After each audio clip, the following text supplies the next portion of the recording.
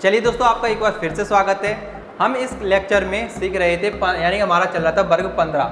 ठीक है, इसके अंदर हम बहुत सारी चीज़ें पढ़ चुके हैं। पिछली क्लास में हमने पढ़ा था कि जो नाइट्रोजन है अपने वर्ग में अलग व्यवहार क्यों करता है। अब तक अगर आपने वो वीडियो नहीं देखी तो जाकर देख सकते हैं। इस वीडियो के अंदर इस क्लास के अंदर हम देखने वाले हैं वर्ग 15 के हाइड्राइड। इन्हें पढ़ते हैं। अब देखिए हाइड्राइड क्या होते हैं। हाइड्राइड का मतलब है हाइड्रोजन का जुड़ना। ठीक है ना, इनके यानी कि वर्ग 15 में हाइड्रोजन जुड़ेंगे। अब देखिए, हमें पता है कि जो नाइट्रोजन परिवार है जो वर्ग 15 है उसका सामान्य इलेक्ट्रॉनिक विन्यास क्या होता है, NH2Np3। आपको अच्छी तरीके से पता होगा, मैंने पहले भी पढ़ा चुका हूँ। और मैंने एक और बात बताई थी कि जो वर्ग 15 है वो कौन कौन सी ऑक्सीकरण संख्या दर्शाता है, प्लस के 3, प्लस के 5 और माइनस के 3। ये सामान्य तौर पर दर्शाता है। अब यहाँ पर क्या होगा, ये सभी तत्व अपना अष्टक पूरा करने के लिए 3 इलेक्ट्रॉनों को ग्रहण करते हैं। ठीक है ना, तो यहाँ पर अगर ये 3 इलेक्ट्रॉन लेंगे तो क्या होगा, इस पर कौन सी ऑक्सीकरण संख्या दर्शाएंगे ये सभी लोग, माइनस के 3।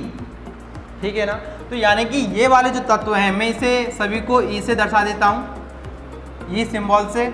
और यहाँ पर जो हाइड्रोजन है यानी कि हाइड्रोजन जुड़ेगा इसके अंदर, हाइड्रोजन यहाँ पे प्लस में रहेगा और ये किस में रहेगा, माइनस में। यानी कि इसकी जो संयोजकता होगी या ऑक्सीकरण संख्या होगी वो 3, हाइड्रोजन की 1 होती है।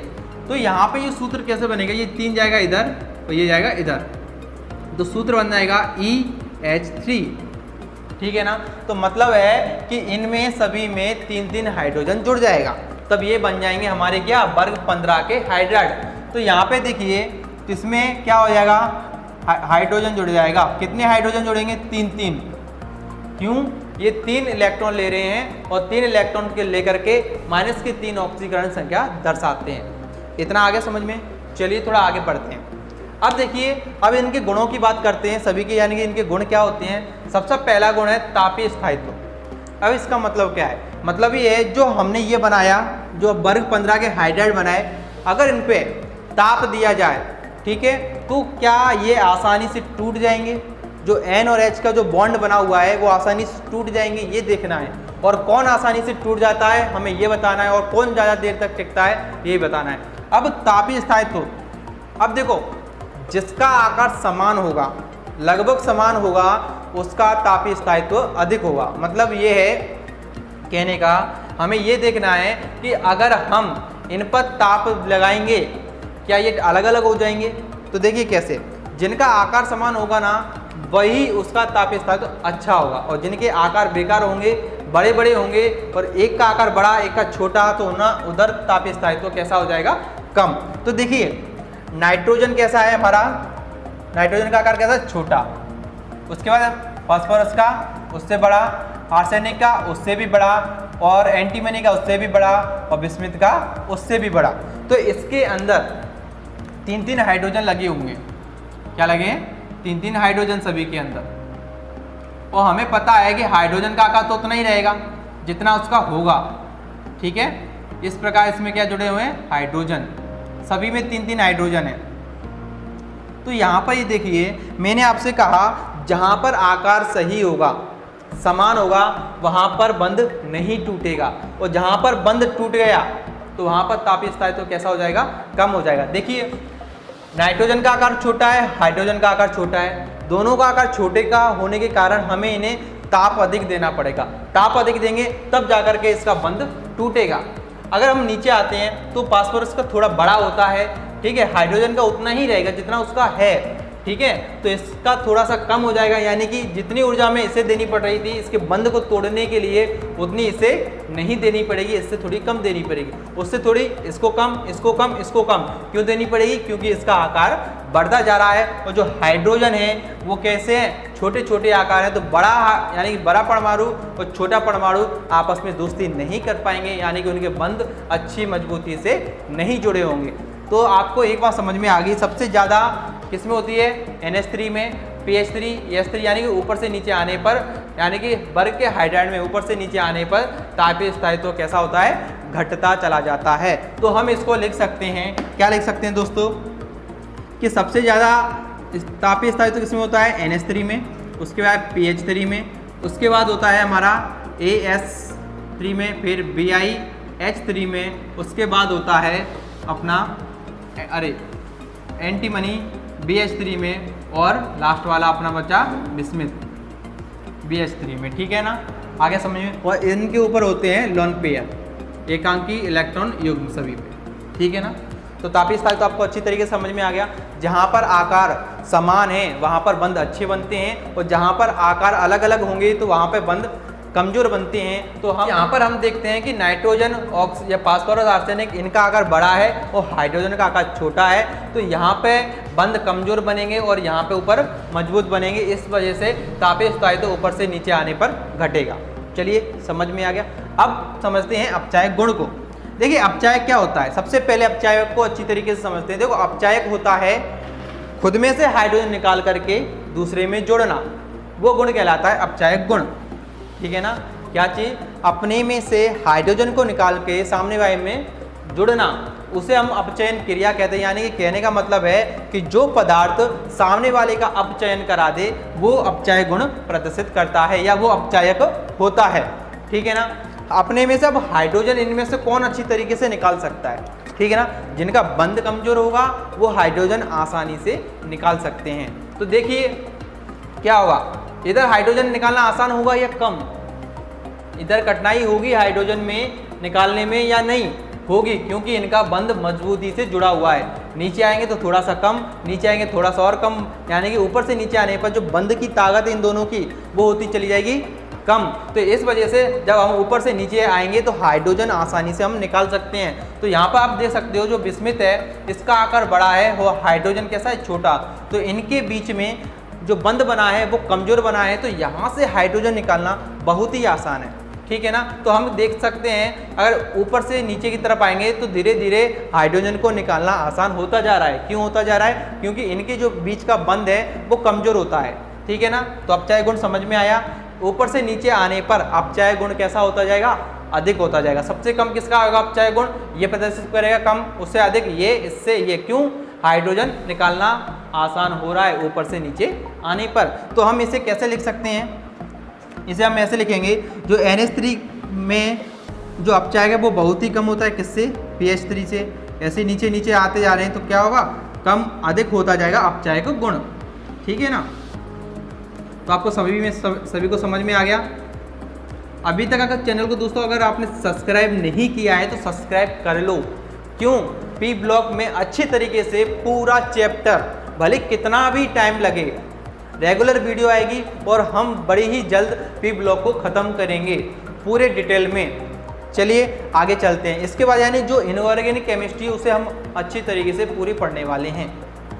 चलिए आगे चलते हैं। तापीय स्थायित्व, अपचायक गुण आ गया होगा आपको समझ में। अब समझते हैं क्षारीय गुण क्या होता है। क्षारीय गुण का मतलब ये है यानी कि जो तत्व अपने में से इलेक्ट्रॉन त्याग दे, यानी जो अच्छी तरीके से इलेक्ट्रॉन त्याग सकता है उसमें क्षारीय गुण होता है। अब देखिए हम ये देखेंगे कि ऊपर से नीचे आने पर कौन से तत्व अच्छे इलेक्ट्रॉन त्याग सकते हैं।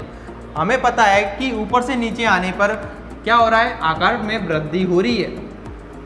क्या हो रही है, वृद्धि हो रही है। तो इलेक्ट्रॉन निकालना किसके लिए आसान होगा, तो यहाँ पे एक बात याद रखनी है आपको, कि क्या याद रखनी है। एक उदाहरण बताता हूँ कि मान के चलो आपके पास 100 रुपये हैं, 100 रुपये का नोट है, किसी ने आपसे मांगा 100 रुपये, तो आप पर्स में से निकाल कर तुरंत दे दोगे, वो आसान होगा। ठीक है, लेकिन वही 100 रुपये अगर सिक्कों के रूप में है, 1-1 रुपये है और चारों कमरों में, पूरे कमरे में फैला दिया जाए, तब अगर कोई आपसे 100 रुपये मांगे तो उनको इकट्ठा करना मुश्किल है। यानी मुश्किल तो है नहीं मिलेगा, लेकिन टाइम लगेगा। जिस प्रकार अपन जेब में से निकाल कर तुरंत दे रहे हैं वो आसान है, और जब पूरे कमरे में डले हैं तो वो आसान नहीं है। तो यहाँ पे यही है। तो यहाँ पे ये जो क्या रहा है, जो हमारे जो परमाणु है इनके चारों ओर क्या है, जैसे कि बादल होते हैं ना, उसी तरीके से इनके चारों ओर इलेक्ट्रॉन फैले हुए हैं। ठीक है, और इन सभी का आकार कैसा है, बड़ा है। ऊपर से नीचे आ रहे हैं तो इनका आकार कैसा होता जा रहा है, बढ़ता जा रहा है। और जितना बड़ा कमरा उतना ज़्यादा हमें मुश्किल होगी इलेक्ट्रॉनों को इकट्ठा करने में और उन्हें त्यागने में। चलिए आपको ये चीज़ समझ में आ गई होगी। तो क्षारीय गुण ऊपर से नीचे आने पर क्या होगा, घटेगा या बढ़ेगा, तो घटेगा, ठीक है ना। सबसे क्षारीय गुण, सबसे अच्छा क्षार कौन सा है, अमोनिया, ठीक है ना, NH3। इसके बाद जब नीचे आएंगे इधर तो क्षारीय गुण घटता जाएगा। आगे आपको समझ में, चलिए इसको कैसे लिखेंगे हम, इसको लिखेंगे हम NH3 अच्छा क्षार है, यानी क्षारीय गुण अच्छा तरीके से प्रदर्शित करता है। इसके बाद आता है PH3, ठीक है, इसके बाद AS3, इसके बाद SBH3 और इसके बाद लास्ट में आता है BiH3। तो क्षारीय गुण आपको अच्छी तरीके से समझ में आ गया होगा। अगला समझते हैं हाइड्रोजन बंध। अब हाइड्रोजन बंध क्या होता है इसे समझते हैं सबसे पहले, ठीक है। ये नया शब्द आया है हमारे सामने, तो इस शब्द को सबसे पहले समझेंगे। देखिए हाइड्रोजन बंध क्या होता है। सबसे पहली बात, इसके लिए दो कंडीशन है, दो कंडीशन आपको अच्छी तरीके से याद रखनी है। कौन कौन सी, एक तो हाइड्रोजन के साथ, जो हमारा हाइड्रोजन होता है ना, उसके साथ क्या है, ऐसा तत्व जुड़ना चाहिए जिसका आकार कैसा हो, सूक्ष्म, सूक्ष्म आकार का हो। दूसरी बात क्या होनी चाहिए कि उसमें विद्युत ऋणात्मकता अधिक होनी चाहिए, ठीक है, ऋणात्मकता ये होनी चाहिए अधिक, ठीक है। अगर ये दोनों कंडीशन नहीं है तो वो हाइड्रोजन बंध नहीं बनाएंगे। उदाहरण के लिए हम ले लेते हैं, जैसे कि हमारे पास हाइड्रोजन है, हाइड्रोजन से हम जोड़ते हैं F को, ठीक है ना।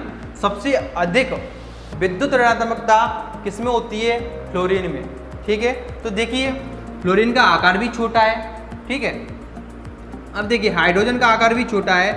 अब इन दोनों के बीच जो बंध बना है, ये भी अपना एक इलेक्ट्रॉन देगा, ये भी अपना एक इलेक्ट्रॉन देगा, ठीक है ना। तो ये बंध बना लेंगे, ठीक है। अब देखिए क्या होता है, मैं साल पिछली वीडियो में ये बता चुका हूँ कि हाइड्रोजन बंध के बारे में। तो चलिए मैं थोड़ा सा और बता देता हूँ यहाँ पे।